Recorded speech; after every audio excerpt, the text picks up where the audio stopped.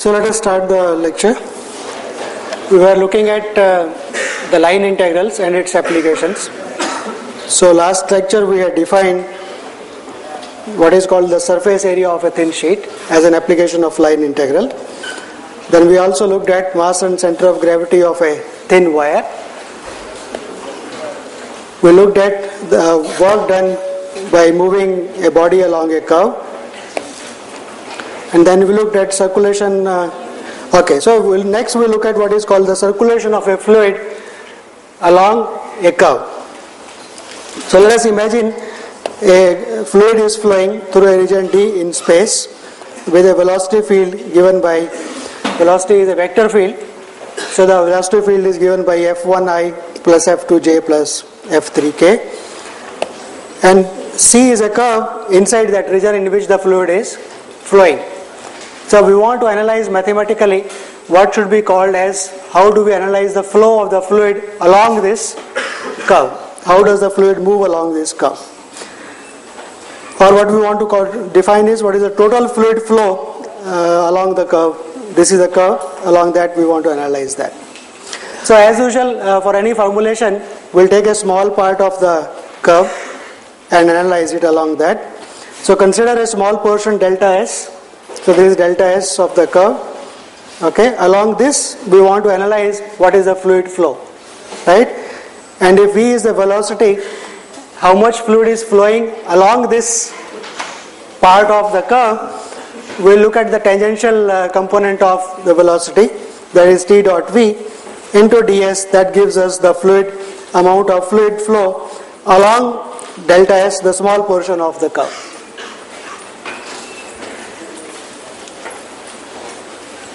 Is that okay for everybody?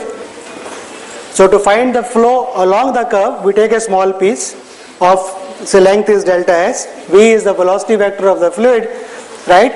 The fluid which will be flowing along this will be along the tangential direction, right? That is the tangential component. V dot T is the tangential component along this line, so that is the fluid flowing across this. So we want the total flow, then we should be integrating around the small portion delta S. So we define the flow of the fluid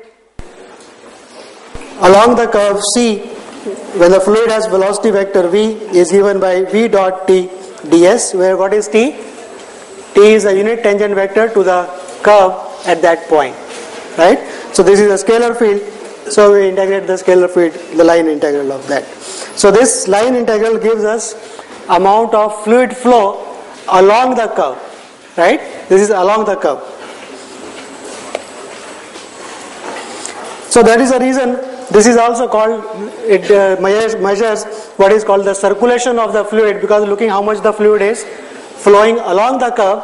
So if the curve is a closed curve, then you say this defines what is called the circulation of the fluid along the closed curve.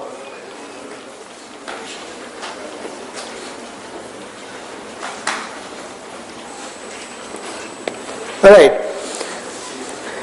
this was along the curve. We can also try to analyze how much is the fluid flowing across a curve.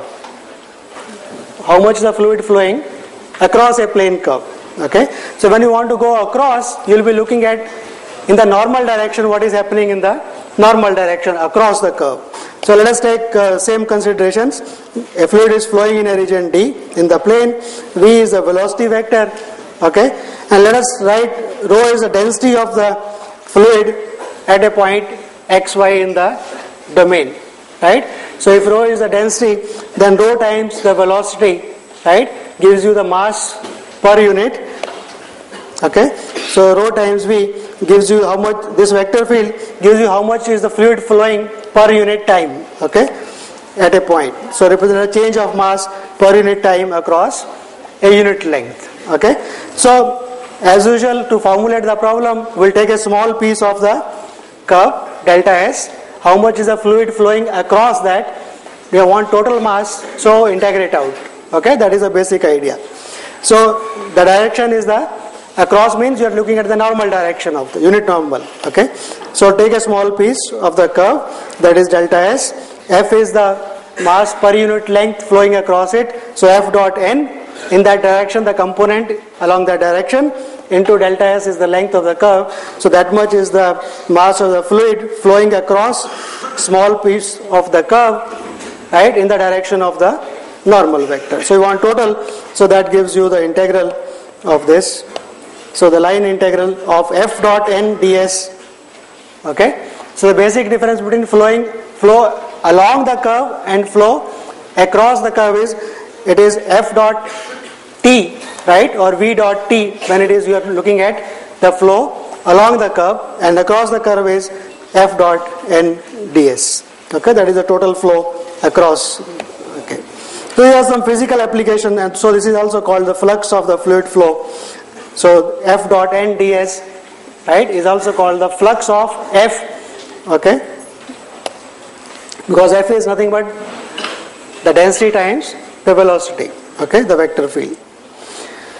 Right. So physical. These are some of the physical applications of the line integrals. So finding the areas of thin sheet, right? Amount of work done, finding center of gravity, finding center of mass of thin wires, or looking at the fluid flow across a curve or along a curve, right? These are various ways the line integral is useful in representing mathematically the physical quantities. Now, of course, the problem comes how we should find out a line integral, right? Of course, we know that if the curve is given by a parameterization, right, then we can find the line integral with respect to that parameterization, right? F is a scalar field, C is the curve given by RT going to RT, then F evaluated at RT into norm of R prime T dt across the limits A to B, that gives you the line integral.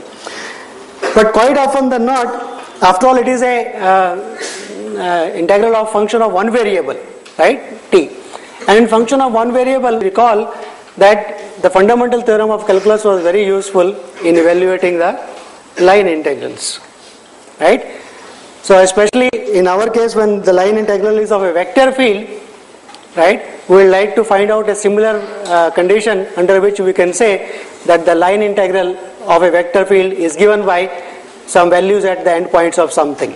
Like in function of one variable, if you know the antiderivative of the function, right, then the integral f t dt a to b was given by the antiderivative at the point b minus the antiderivative at the point a by fundamental theorem of calculus. A similar theorem holds for vector fields also, so we like to explore that and analyze that. So the idea is, you have got a vector field f and you want to integrate this vector field along a curve s, right, ds, you want to integrate that. So in the function of one variable, you saw that this small f, if it is equal to the derivative of a function capital F, then the integral was equal to capital FB minus f of a. So correspondingly here, this vector field in some sense is going to be derivative of a something else, right? And that is something else is going to be nothing but, it is going to be the gradient of, the condition is, if it is a gradient of a scalar field, right, that is something like derivative. If capital F is the gradient of a scalar field, then its line integral is just evaluating that scalar field at the endpoints b minus a. So it's perfect similarity between calculus of one variable, fundamental theorem. So let us state that. So I just, this is recalling fundamental theorem of calculus for one variable.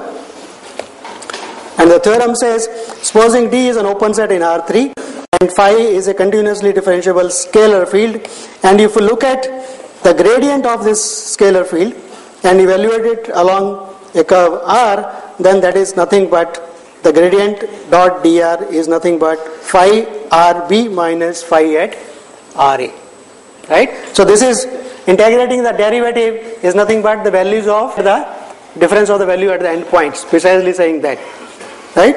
So it is perfectly similar to calculus of one variable, fundamental theorem of calculus, that if you want to, if you integrate a derivative, if the derivative is a continuous function, then it is nothing but the difference of the values at the endpoints. So, and the proof actually is very much similar to function of one variable. So we want to compute this. So what we'll do, computation of a line integral is always in terms of, you can compute line integral only when you have something, a parameterization. So let's assume R, this R is from AB to D is the parameterization of this. So once you have parameterization, look at the function GT, which is phi composite with R.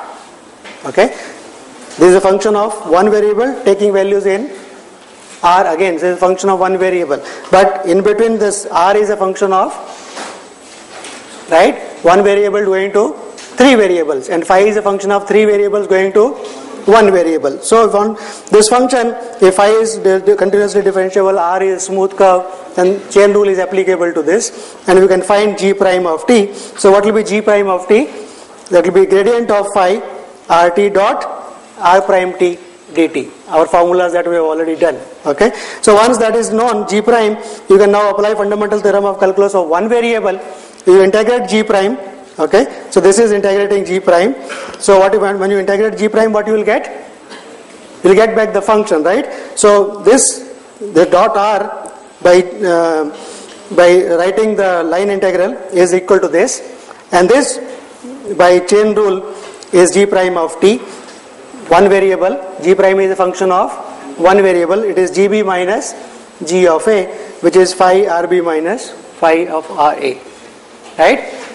So what we are doing is, using the parameterization, we are converting the problem to function of one variable, and using fundamental theorem of calculus of one variable there to get back our result. Is it okay? Right. So let me just revise once again. You want to calculate this integral, right? This integral, when R has a parameterization R going to RT, this is nothing but the function evaluated at RT dot R prime t dt, right? You are integrating a vector field. This is a vector field. You are integrating a vector field. So f dot R prime t dt. So this is a formula, but this is nothing but G prime t as a function of one variable, right? So that will be G of B minus G of A. G of B is phi at RB minus phi at RA. So just use the parameterization. Any computation, any proof for line integrals has to be going to be in terms of writing a parameterization and analyzing the problem. So that is fundamental theorem of calculus. So this is also called fundamental theorem of calculus for line integrals. Okay. As a consequence of this, so you see that if you are integrating the gradient of a scalar field, its integral along the curve depends only on the value at B and value at A. It does not depend upon which way you are going from the point A to the point B. So this also gives you that if a vector field has a potential, right, it is the gradient of a scalar field, then its line integral is going to be independent of the path joining the 2 points. It will just depend upon the initial point and the final point, right, because the integral is just GB. So let us write that. So if f is a continuously differentiable vector field which is conservative, right, that is the same as saying f arises as gradient of a scalar field, then its line integral is independent of, for any path, right, joining points A and B, whatever be the path, it does not depend on the path, it is independent of the path joining them. So this gives us one way of saying that when is the work done independent of the path. You can think of that way also physically. Says if that force has got a potential, it is a gradient of a function, then the work done is going to be independent of the path chosen to move that. So that is independence of the work done. So that is just we rewritten that in terms of words, that if f is conservative vector field, then the work done does not depend upon the path taken. And this is also useful in writing some laws in physics. Probably you will do it in physics anyway, but let me just go through quickly so that when you see it in physics it won't look strange to you. What is called principle of conservation of energy, that in a conservative environment, energy is not destroyed. Kinetic energy plus the potential energy of a body remains the same wherever you are, right? Only changes the form. So let us write that. Supposing f is a conservative force field in a domain D. Okay, so conservative means what? That f is going to be as a gradient of a scalar field, right? So f is equal to delta of phi. Phi is the potential function for that. Okay, the function v, okay, which is minus of phi, in physical terms normally it is called potential energy of the field. Okay, because phi is the potential, and I don't know the reason why they put a negative sign there, but ask your physics teacher why they put negative sign for the potential. He says that negative of the potential function is called the potential energy, okay, of the field. F is the field for which gradient of phi is equal to F, that is a field, okay. So for that field, this is called the potential energy, okay. So the above theorem says, as we have just now seen, the work done in moving from a point x0, y0, z0 to the point x1, y1, z1 is independent of the path. It just depends on the values at the end points, the difference of the values. So the work done is given by phi at x1, y1, z1, that is the final point, minus phi at the initial point, that is x0, y0, z0. Let us write this in terms of the potential energy. So if you write in terms of potential energy, it is minus, okay,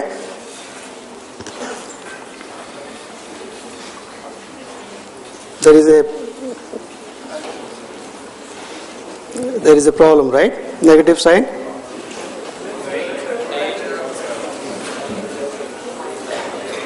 Oh, phi is minus y1, right? It's okay.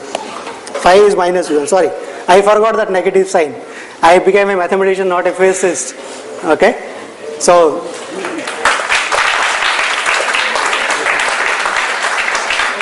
by the way, let me tell you, physics is more difficult than mathematics. You know the reason for that? Okay, let me tell you a very short story. Somebody, have you heard? All have heard about the name of a physicist called Dirac? PM Dirac. There is no need to clap for knowing or not knowing, okay? Relax. I can understand you are hyperactive and your hands can't stay, okay? But relax, okay? Right. There was a very well-known Indian mathematician by the name Harishchandra. I don't think you would have heard about him because he was more of a pure mathematician. He was from Allahabad and he went to do research with Dirac. He wanted to do, he chose Dirac as his PhD supervisor. And after 6 months, he shifted. He said, I don't want to work in physics, I want to work in mathematics. He said the reason is, in physics you need beyond logic a sixth sense. You have to have a very good, strong intuition, right, to hypothesize, to work in physics. In mathematics, it's very clear. If this is given, this must be true. If this is given, this cannot be true. Right? If P, then Q. There cannot be in between. If P, maybe Q. Right? You can't do that kind of a thing. In physics, you require that. You require something more than mathematics to understand and work in physics. So he said, I will work only in mathematics where things are very clear. I don't have that sixth sense. So physics is difficult than mathematics in that way. Okay.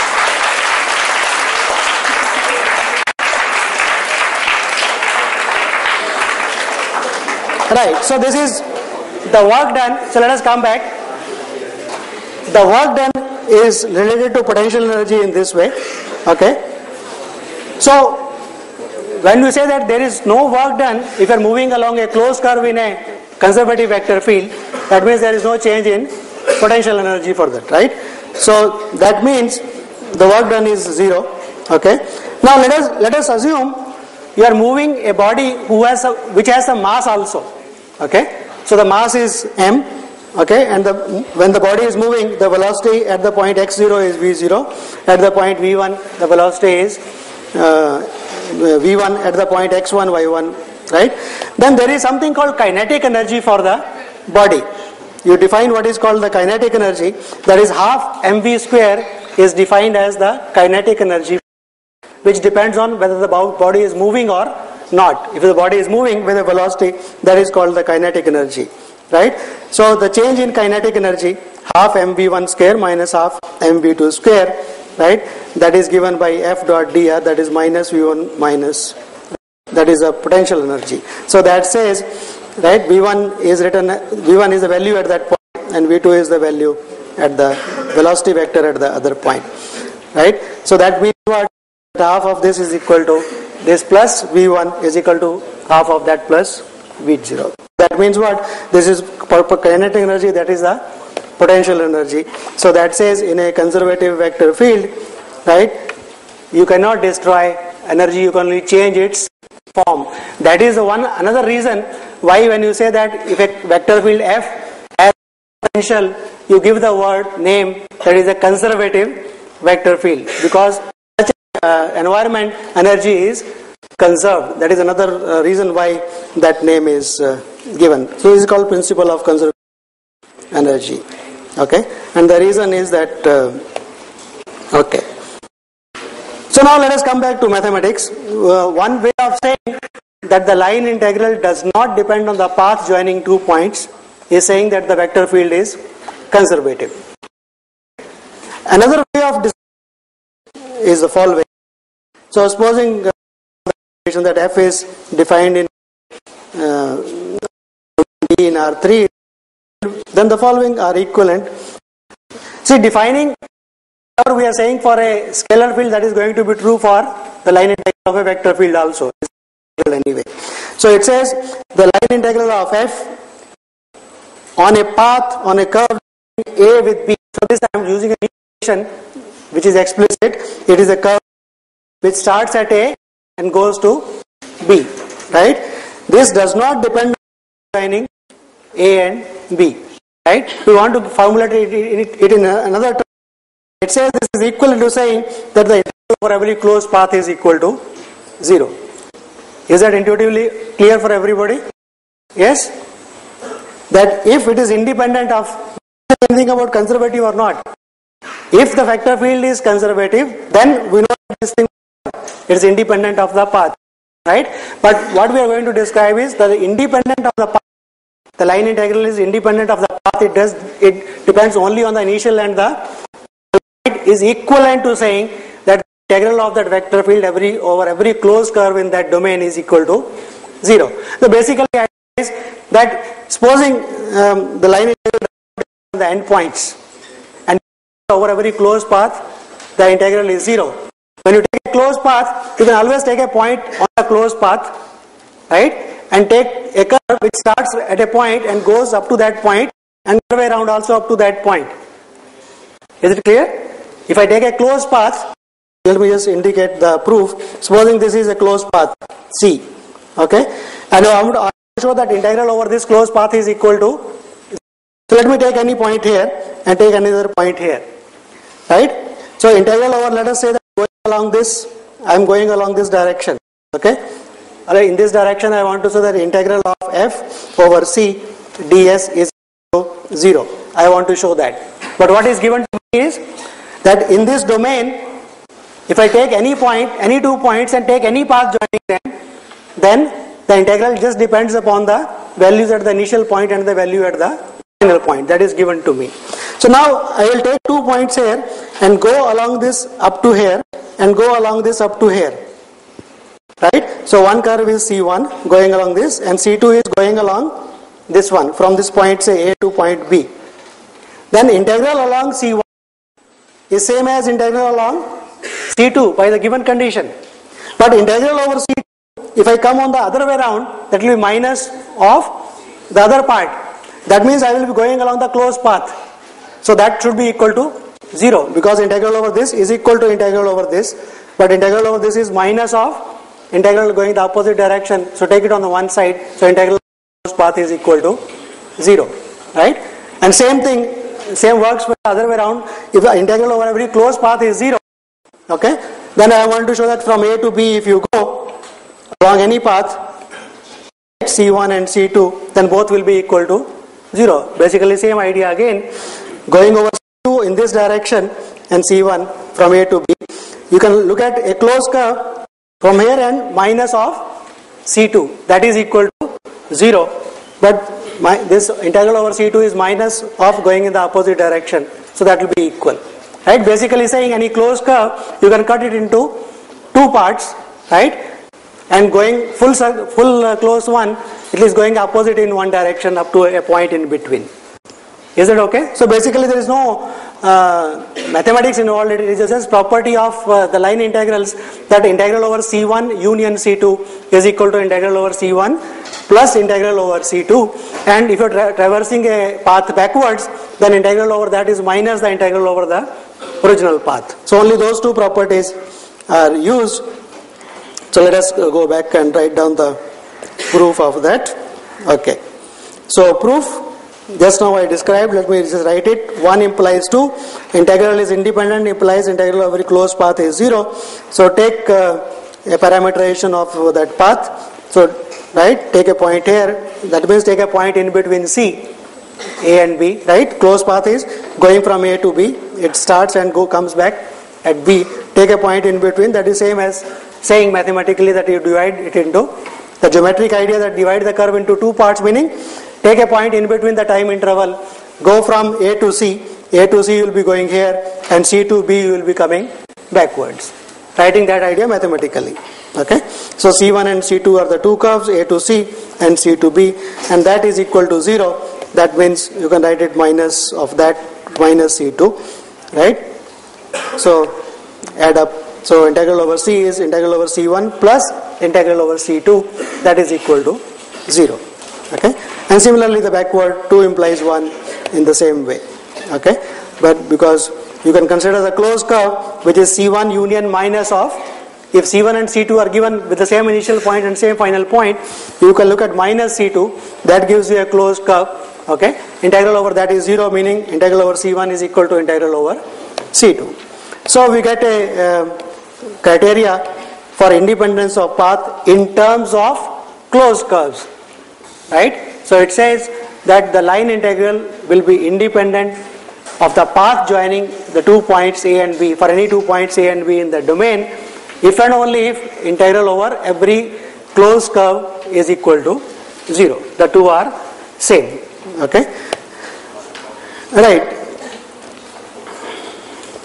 So for a vector field, saying that this is independent of the path joining, right?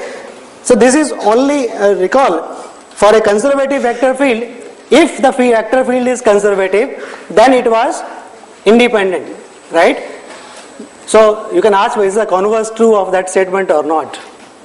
One is a mathematical condition, right? Saying that conservative means what? F is equal to gradient of a scalar field, right?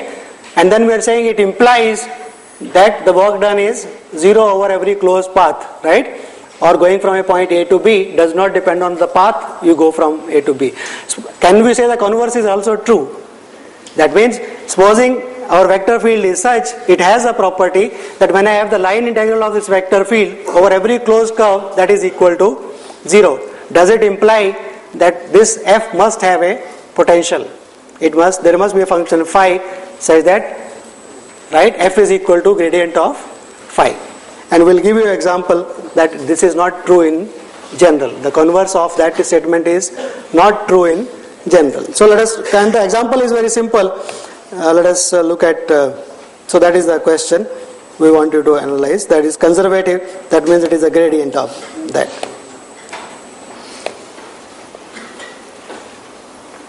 Okay, I think, right, so probably we'll give you example a bit later. Let me probably go to another idea. Saying that something is conservative, right? As I said, it was something similar to saying that first fundamental theorem of calculus, right? That you are integrating the derivative, you are integrating the gradient. So there the natural question on one variable arose, when can you say for a function an antiderivative exists, right? The other part of fundamental theorem of calculus was for what functions you can say antiderivative exists. Similarly for vector fields, right? And the line integrals, we would like to know for what functions f, right, you can say there is a antiderivative, so that it will conserve, right? It is a conservative vector field. And what did we do in function of one variable to prove that theorem?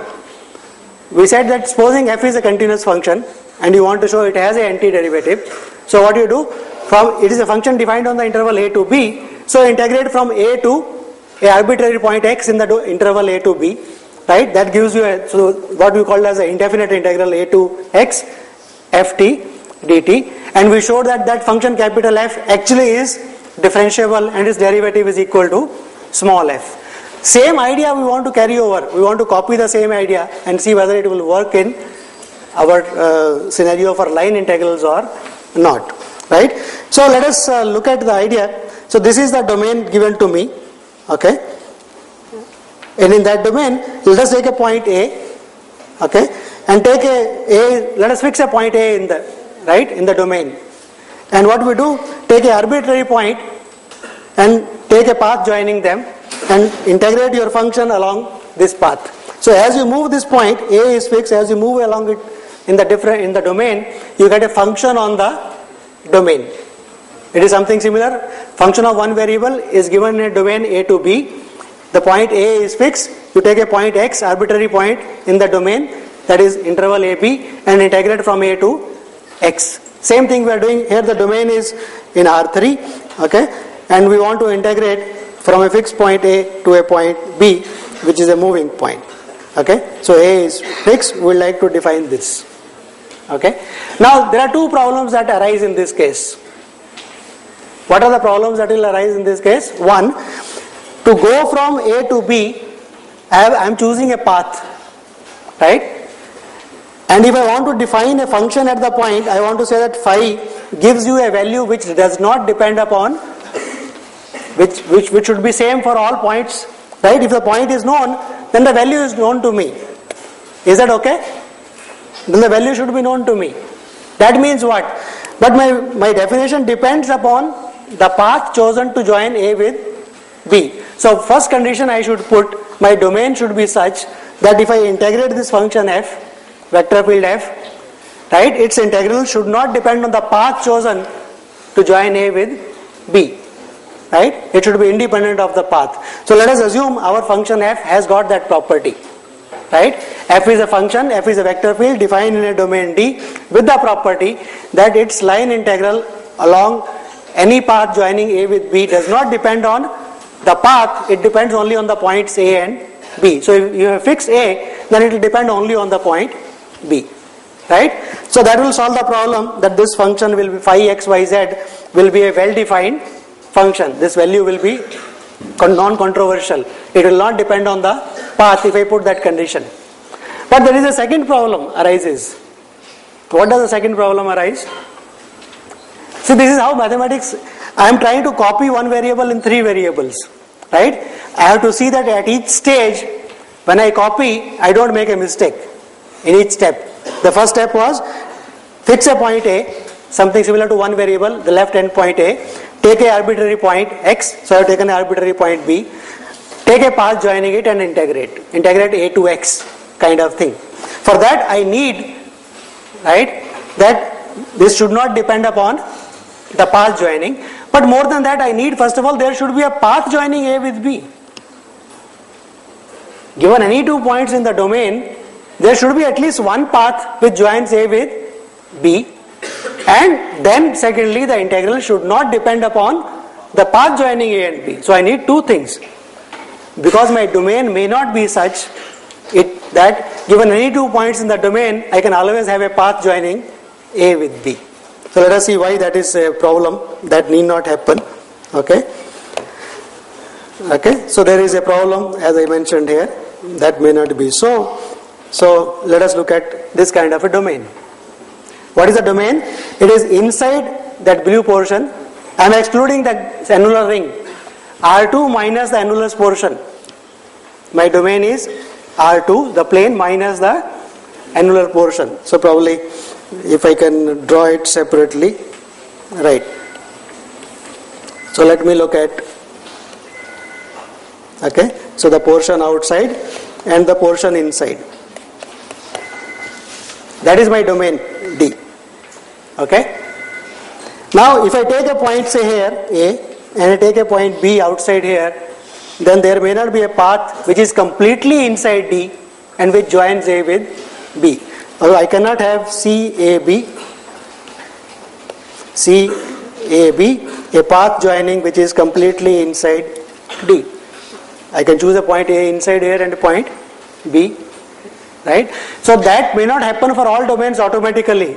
So I have to put that also as a condition on the domain. So you see slowly the properties of the domain start entering into picture, right? So let us look at, So point A inside and point, I have just taken some numbers, but the basic idea is same. Okay, right.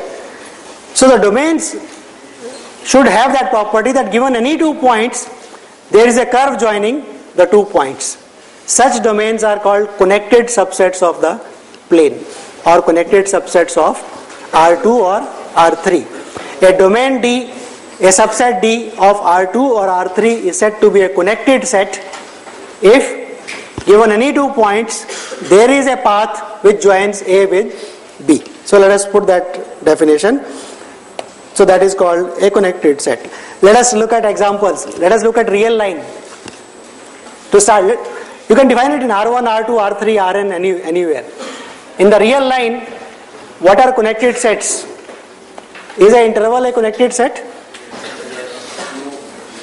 No? Yes? No? There are only 2 possibilities. Those who believe interval is a connected set, raise your hand.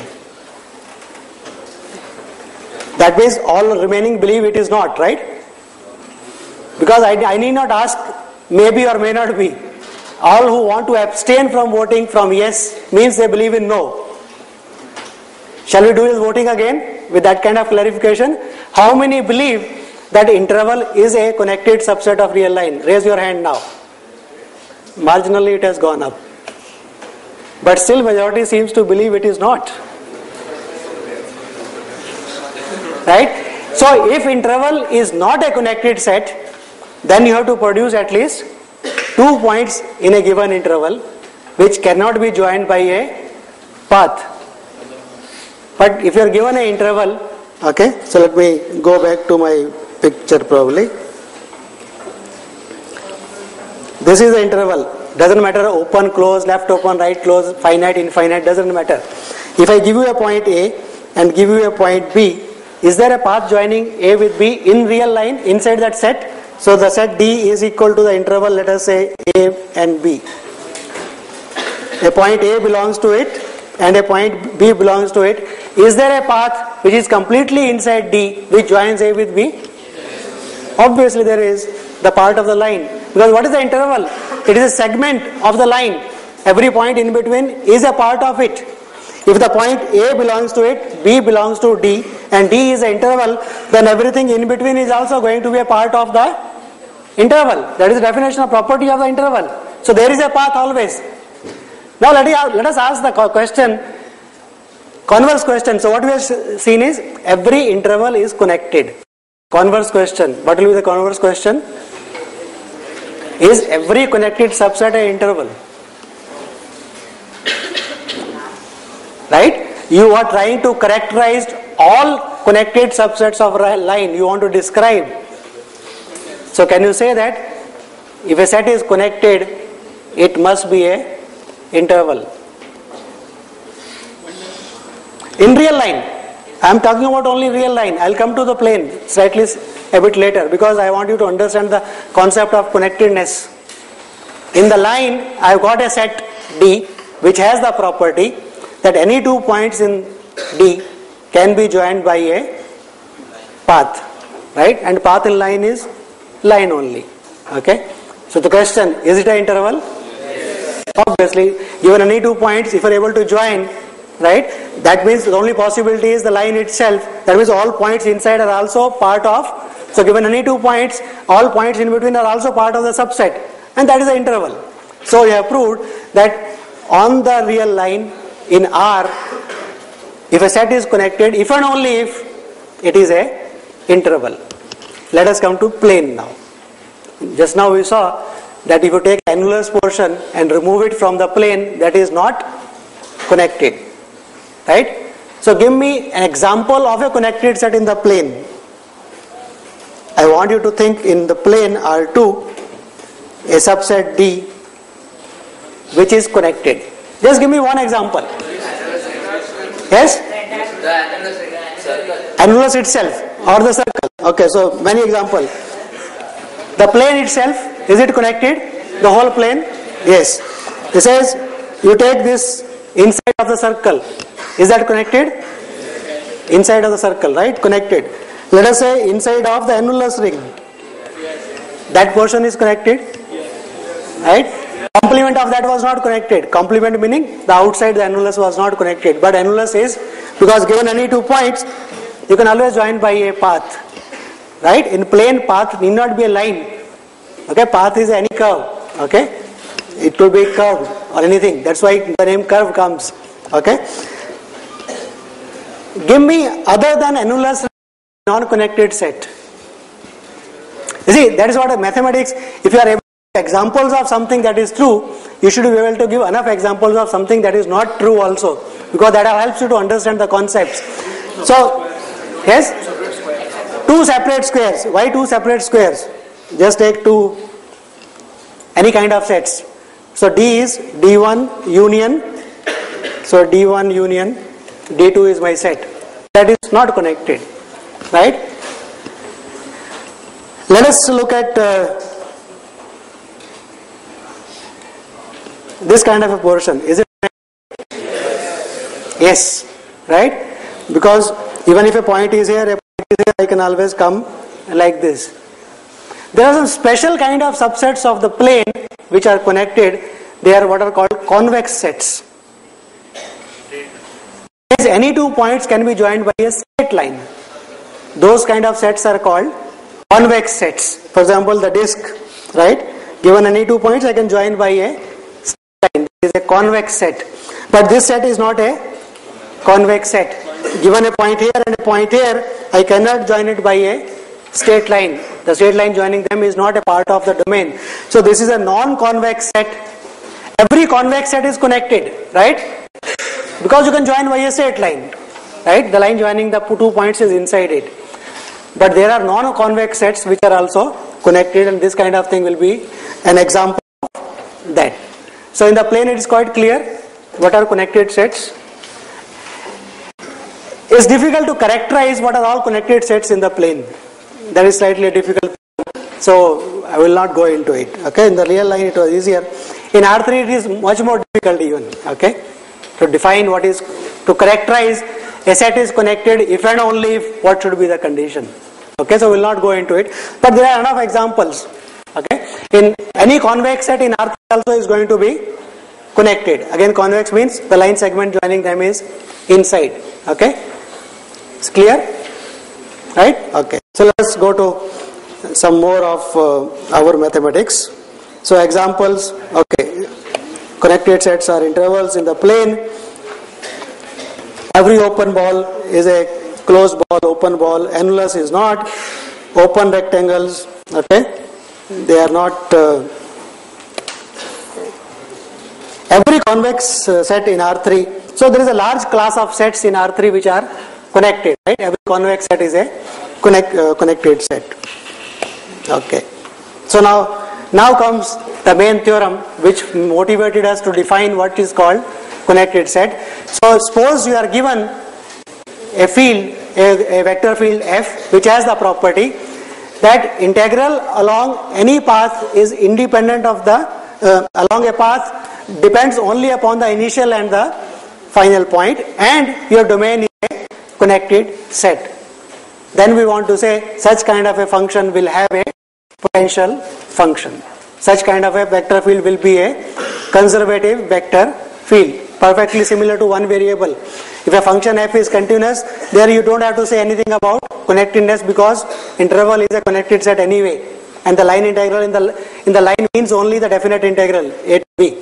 So in R2 or R3, if your vector field is conservative, that means the line integrals depend only on the initial and final point, and given any 2 points, at least there is one path which joins A with B. Then we want to show that this vector field is conservative. That means there is a function phi whose gradient is equal to this vector field. And the idea of the proof we have already seen. We want to copy one variable thing. So what we do, we take the vector field, fix a point A in the domain and integrate along any curve joining A to B, and that depends only on B, and we will show that this scalar field phi is right, has got partial derivatives, and its gradient is nothing but the given function f. Okay, so that is the idea of the proof, and it goes perfectly similar to one variable. Okay, there is no change actually. So conditions for the definition for the statement of the theorem: D is an open connected set. That is important. Now the word open is because we want to define differentiability. Domains are normally taken open. Connected set. F is continuous vector field because we want to integrate, so at least continuity should be there. And it has the property that the line integral over every path C depends only on the initial and the final point. Then it says, then there is a vector, then there is a scalar field phi, say that F is equal to gradient of phi, right? And idea of the proof we have already seen. We have to only just sit down and verify.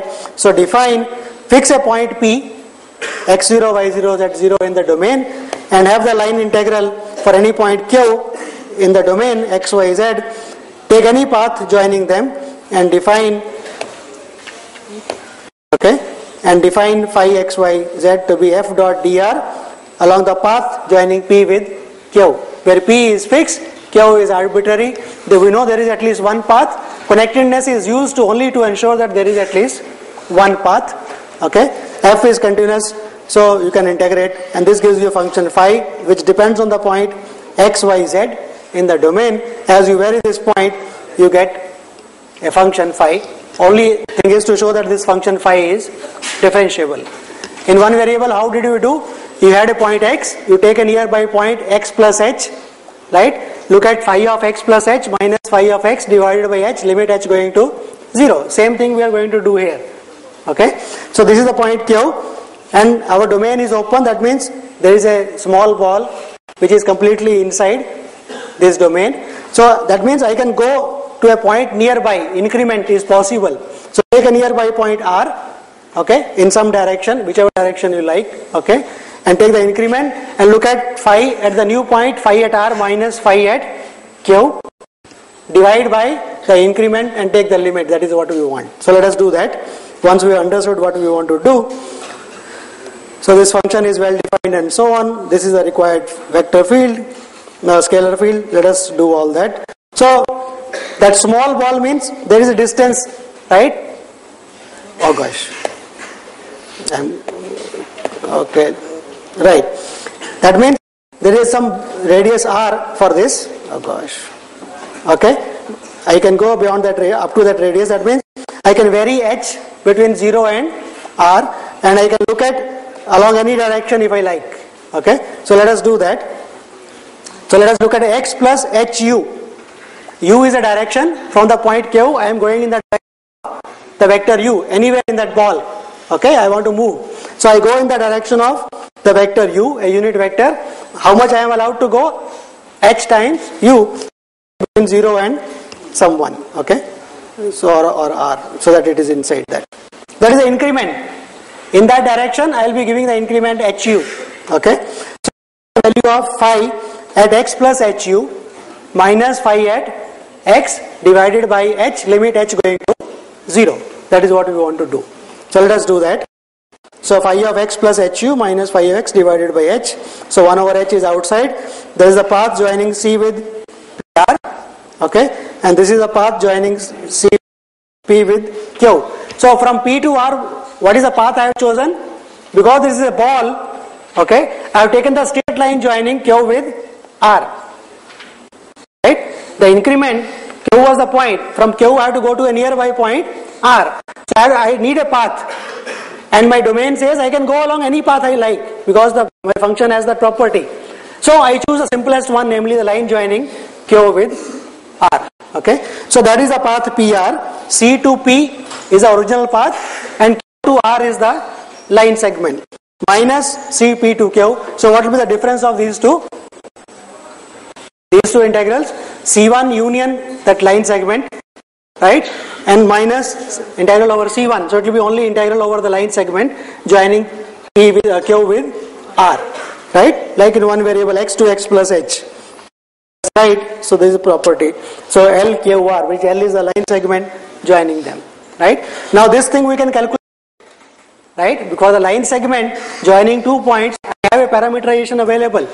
Right, I use that parameterization, I calculate this and calculate the limit.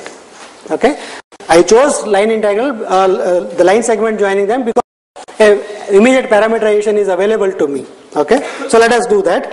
So parameterization for the line segment joining Q with R is x goes to x plus t times that vector, right? Where t goes between 0 and 1. Line segment joining 2 points in a particular direction, right? X plus t times that vector. T goes between 0 and 1. So write that parameterization and write the derivative. So this is the line integral. So f dot, right, dr dash dt, line integral computation. So keep that in mind. So it is f of x plus thu dot hu dt, r prime t. Now this thing is function of one variable only. Okay, so let us compute that. So compute the.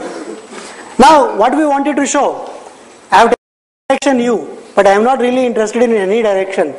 I want to show that the function phi is the gradient of something, right? Function phi has a gradient which is equal to capital F. So I want to move only along x-axis, y-axis or z-axis. I want partial derivatives of phi.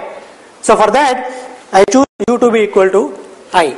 To show that the partial derivative of phi along x-axis exists, along x direction exists, I will choose u equal to I. So once you do that, put value of u to be equal to y, so that is just this integral 1 over h 0 to h f1, right? The first component only will come because this is only I.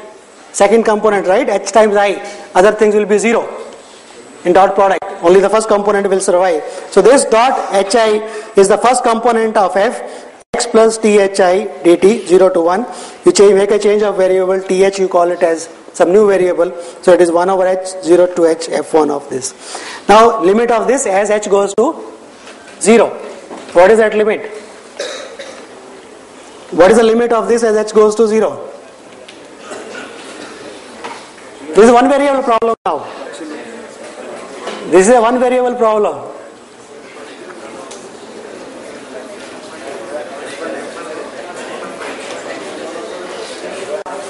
Yes? I want one guess at least from somebody. F1 at a point x. Is that okay?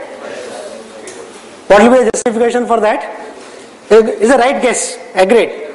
You made a good guess. What is the answer? How do we justify that step now? Yes? Linearize and do it. Approximation. Yes, any other idea? How do I show that this limit as h goes to 0 is f1 at the point x? That is what I want. L'Hopital. X is fixed, right? Now I'll apply L'Hopital if you like. Surely. Why not? Yes? But there is a simple straightforward way of doing it. Let us, what is this? This minus, if you compute, see you want to take limit as h goes to 0. Does it look like derivative of something? 1 over h, inside this is some function g at h minus g at 0. I can think it that way. What is the function g at h? Integral 0 to h of this thing. If I put h is equal to 0, what is g0?